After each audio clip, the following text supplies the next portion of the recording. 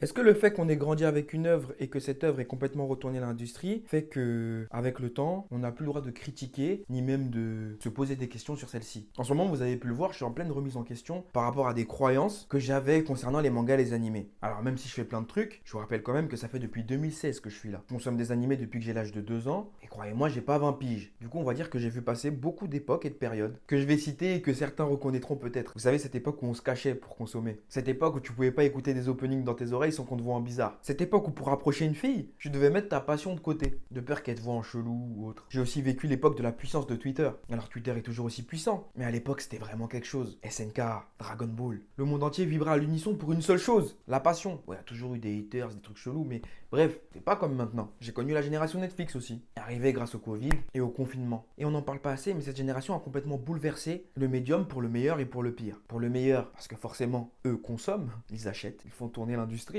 Contrairement à certains qui parlent beaucoup sur les réseaux, mais qui passent leur temps à regarder sur des sites pirates ou à consommer les chapitres illégalement. Pour moi, quand on est fan, on va acheter quand même. Même un tome. J'ai pas attendu d'être créateur de contenu pour commencer ma collection quand même. Je vous l'ai dit, ça fait depuis mes 2 ans que je suis confronté à cet univers. C'est une passion. Bref, cette nouvelle génération fait tourner l'économie et donc est décisionnaire, en quelque sorte, des futures tendances. Bah oui, les animés, les mangas sont des produits. Plus il y a d'achats sur un produit, plus ça veut dire que le produit fonctionne. Et plus les ayants droit vont faire vivre cette licence. Logique.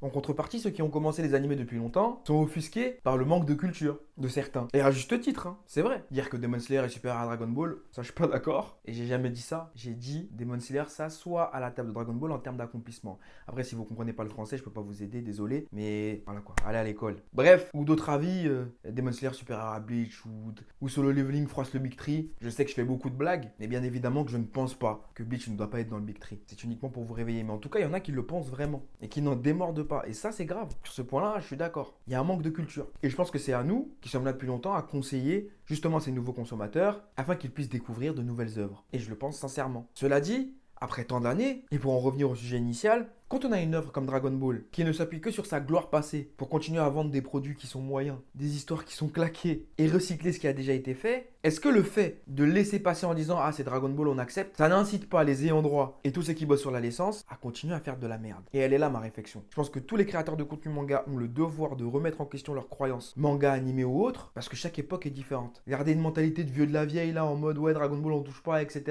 je trouve que c'est nul. Faut s'adapter à l'ère à laquelle on vit. Et si une œuvre qui a marqué notre enfance a fait de la merde,